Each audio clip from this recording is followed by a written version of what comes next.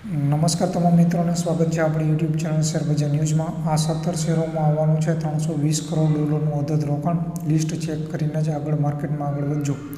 MSCIને સમીક્ષામાં 17 સ્ટોકને જગ્યા મળી શકે છે અને અંદાજ છે કે આ સ્ટોક્સમાં સમીક્ષા બાદ રોકાણકારો તરફથી $320 કરોડનું ભારે ભરખમ રોકાણ જોવા મળી શકે છે।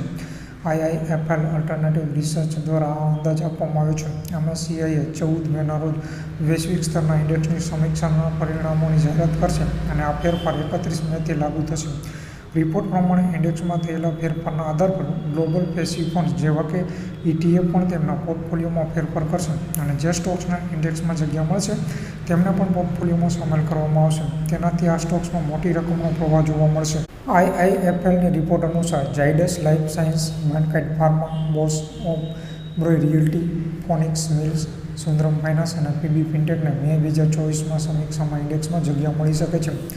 રિપોર્ટમાં આપવામાં આવેલા અંદાજના આધાર પર ઇન્ડેક્સમાં સામેલ થવાની સ્થિતિમાં PB ફિનટેકમાં $25 કરોડનો ઇન્ફ્લો આવી શકે છે, જ્યારે Zydus Life, Phoenix mills, Sundaram Finance, NHPC અને ટોરેન્ટ પાવરમાં $20 થી $23 કરોડનો ઇન્ફ્લો શક્ય છે। આ ઉપરાંત solar industries, Oracle ફાઇનાન્શિયલ્સ, oil India, Canara bank, Indus tower અને JSW એનર્જીને પણ ઇન્ડેક્સમાં જગ્યા મળી શકે છે અને શેરમાં રોકાણનો પ્રવાહ જોવા મળશે। જ્યારે બીજી તરફ પેટીએમની પેરેન્ટ કંપની 197 કમ્યુનિકેશનને ઇન્ડેક્સમાંથી બહાર કરવામાં આવી શકે છે। શેરમાં ગત કેટલાક દિવસોમાં ઘટાડો જોવા મળ્યો હતો, જેનાથી સ્તર ઇન્ડેક્સના કટ ઓફ લિમિટની બહાર થઈ ગયું છે।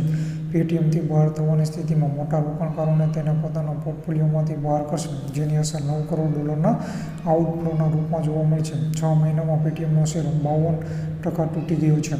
તો આ 17 શેર પર તમે નજર રાખી શકો છો અને પેટીએમનો શેર છે એમાં ઘટાડો યથાવત રહી શકે છે। તો આજનો વિડીયોમાં આટલો જ।